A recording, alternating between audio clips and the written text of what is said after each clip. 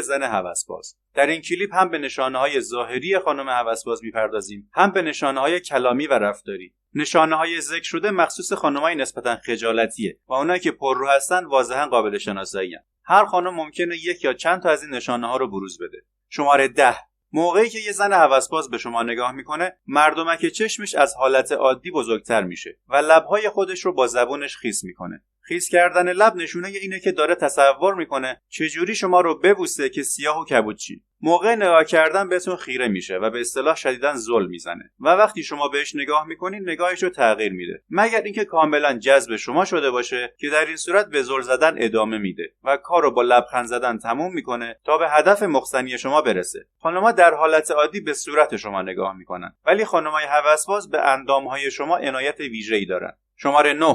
پاهاشو موقعی که داره به شما نگاه میکنه روی هم میذاره و رانها رو روی هم حرکت میده. این حرکت به همراه پوشیدن لباسهای جذاب، بدننما و دلفریب نشون دهنده داغ بودنشه. ضمناً در هر موقعیتی سعی میکنه خودشو به نمایش بذاره و بدنشو بهتون نشون بده. شماره 8. موقعی که حضوری پشت تلفن یا اس‌ام‌اسی داره با شما حرف میزنه، نوعی کلمات رو بیان میکنه که ناخودآگاه تحریک میشین. علتش اینه که ذهنش که به دنبال مسائل جنسیه، آگاهانه یا ناخودآگاه هدفش رو در لفافه و در قالب کلمات به شما منتقل میکنه. تازه اگه اهل حیا باشه این اتفاق میفته و اگه چشم سفید باشه که دیگه به راحتی از رابطه جنسی حرف میزنه. شماره 7. خانم هوسبازی که از لحاظ جنسی جذب شما شده باشه با موهاش بازی میکنه. با کف دستش موهاشو نوازش میکنه یا به وسیله سرانگشتاش با موهاش بازی میکنه و موها رو بعضی اوقات میپیچونه و سعی میکنه در این روند سفیدی گردنشو به نمایش بذاره. اگه محجبه باشه ممکنه با زلفای بیرون ریختش چنین کاریو بکنه، البته به شرطی که ادامه دار و مداوم صورت بگیره. شماره 6.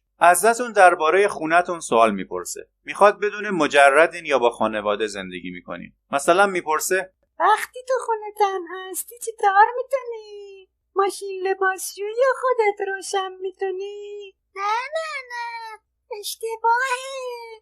اگه در خاورمیانه باشین شاید بگه باید یه بارم که شده بیام خونتو ببینم. اگه در اروپا و آمریکا هستین احتمالا ممکنه بگه باید بیای خونمو ببینی. شماره 5. وابسته به پررو بودن یا خجالتی بودنش شوخی‌های ایهامدار جنسی میکنه. مثلا اگه بپرسین چه میوه‌ای دوست داری، احتمالاً بگه موز. یا از تجربه‌های جنسی قبلیتون میپرسه. مثلا میگه تا حالا دوست دختر داشتی؟ تا حالا رابطه جنسی با هیچ دختری نداشتی؟ و چنین چیزایی. این جملات داره نشون میده که به دنبال رابطه جنسی با شماست. شماره 4. اگه در ساعت‌های غیر معمول بهتون SMS داد تعجب کنین. مثلا دختری که ساعت 3 نصف شب به شما پیامک میزنه و عادت قبلیش هم نبوده، معلومه توی رخت خواب خیلی با فکر شما خودشو تحریک کرده. شماره 3. خانم هوسبازی که به شما میل پیدا کرده کارهای شما رو تکرار میکنه. مثلا وقتی میبینه دارین چای یا قهوه میخورین از دستتون میگیره تستش میکنه، یا مثلا میگه منم میخوام برو برام بگیر. حتی ممکنه حالات بدنی شما رو هم تکرار کنه. مثلا اگه گریه کردین به دیوار تکیه کردین اونم میاد به دیوار تکیه میکنه، یا مثلا اگه پاهاتون رو روی هم گذاشتین اونم ممکنه همین کارو بکنه. وقتی در کنار شماست ممکنه بدون دلیل لبخند بزنه. علتش واضحه، جسمش پیش شماست ولی ذهنش داره رویای همخوابگی با شما رو تجسم میکنه.